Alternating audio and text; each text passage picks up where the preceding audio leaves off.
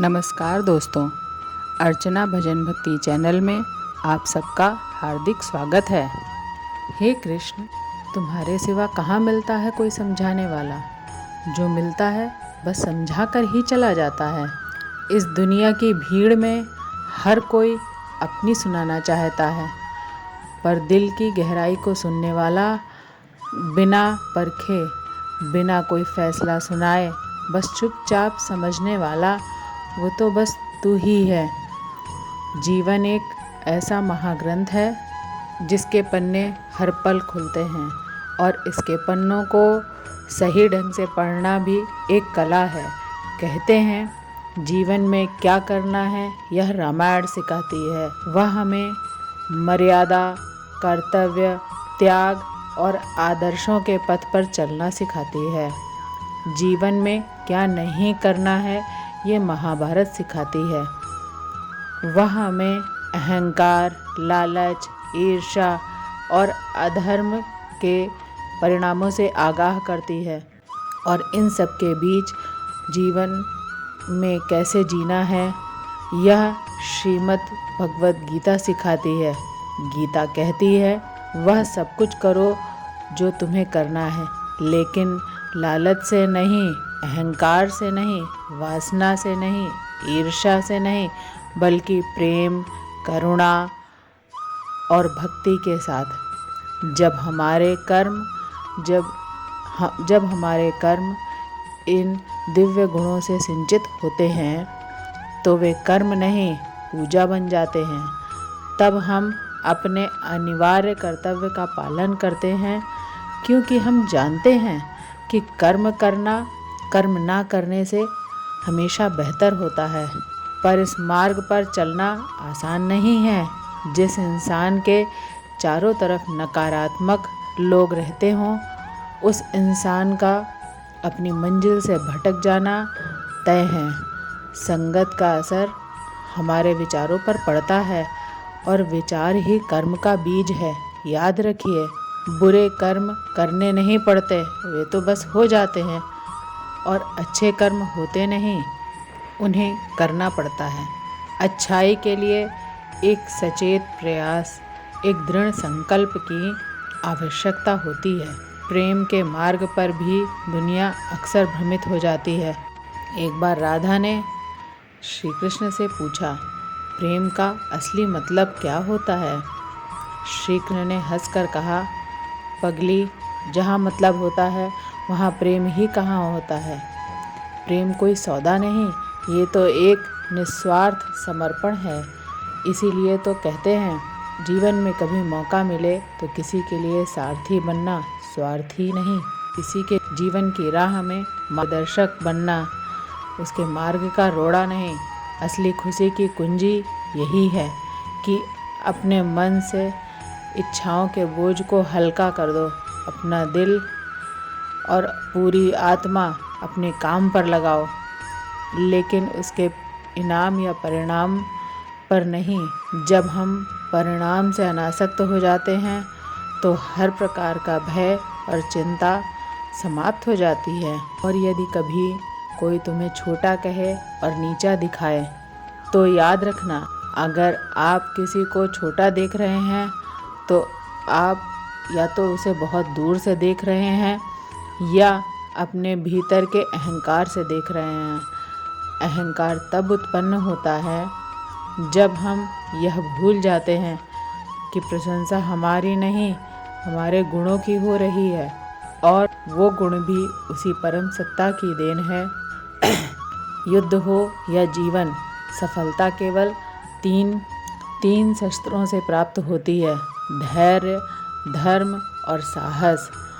धैर्य कठिन समय को काटने की शक्ति देता है, धर्म सही मार्ग पर बनाए रखता है, और साहस उस मार्ग पर निडर होकर आगे बढ़ने की हिम्मत देता है। इसलिए कल की फिक्र मत करो।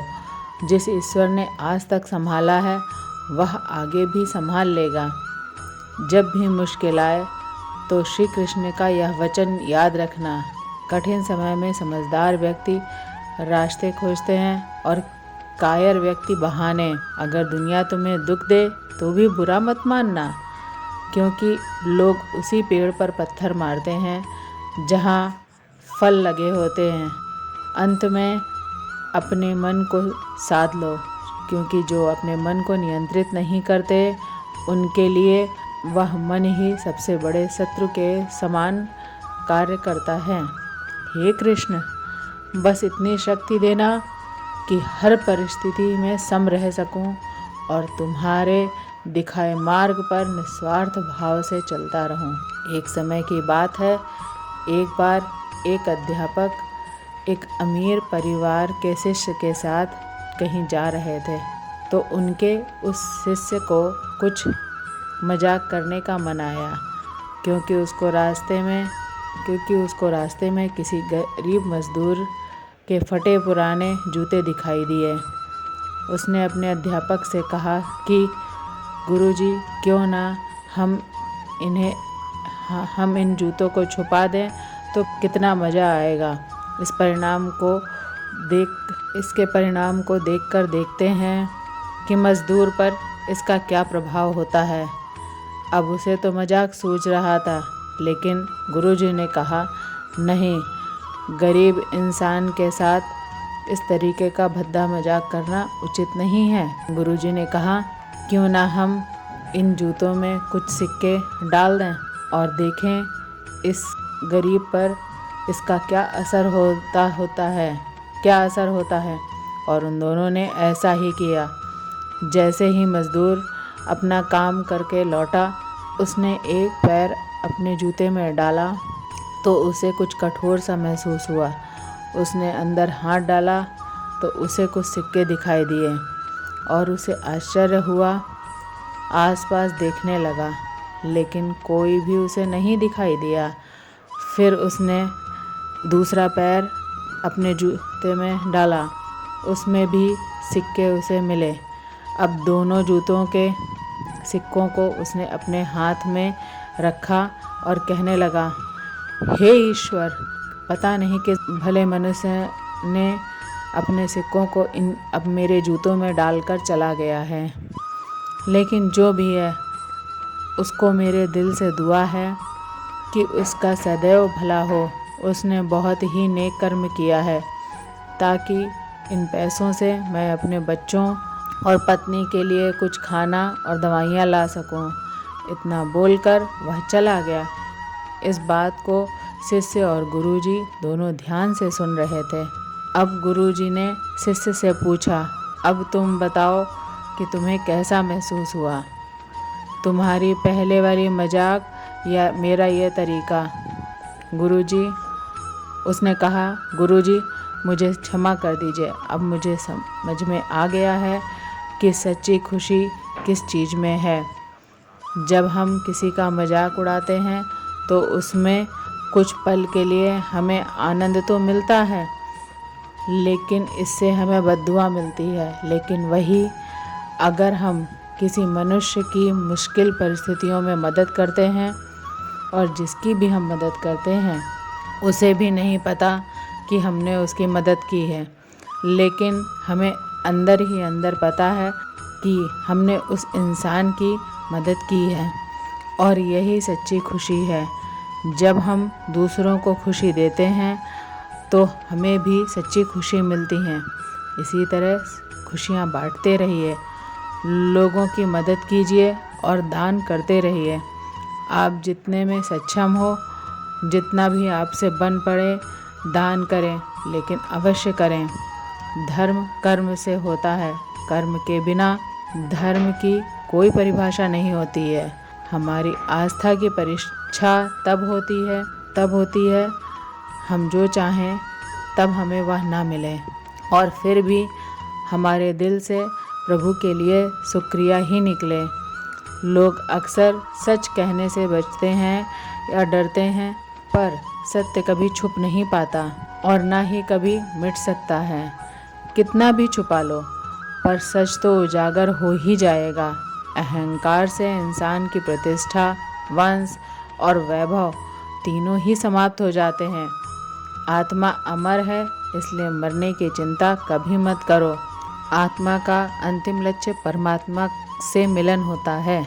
सत्य कभी भी नष्ट नहीं हो सकता।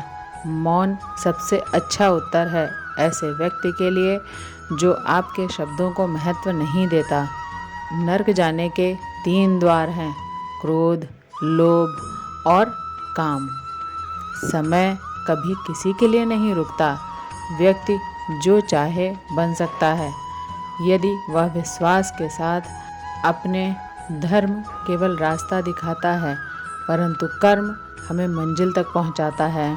जो मार्ग ईश्वर ने आपके लिए खोला है उसे कभी भी कोई बंद नहीं कर सकता।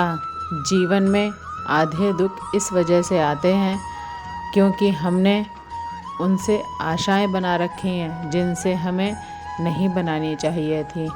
श्री कृष्ण कहते हैं, जब तक सृष्टि रहेगी मनुष्य के जीवन में दुख साए की तरह बना रहेगा। जो चाहा है वो नहीं मिला। कभी उन चीज़ों के बारे में ना सोचें जो भगवान से प्रार्थना करने के बाद भी नहीं मिली। उन चीज़ों के बारे में सोचें जो मुझे बिना मांगे मिली। जब हम खुश होते हैं तो हम उस व्यक्ति के पास जाना चाहते हैं जिसे हम प्यार करते हैं, लेकिन जब हम दुखी होते हैं तब हम उस व्यक्ति की ओर देखते हैं जो हमें बहुत प्यार करता है। कृष्ण जी कहते हैं, अपने आप को भगवान को अर्पण कर दो। यही एक सच्चा सहारा है। जो इस तथ्य को जानता है वो भय, चिंता और शोक से सर्वदा मुक्त है। आज के वीडियो में बस इतना ही। वीडियो पसंद आई हो तो लाइक करें, शेयर करें और चैनल को सब्सक्राइब करें। जय श्री कृष्णा।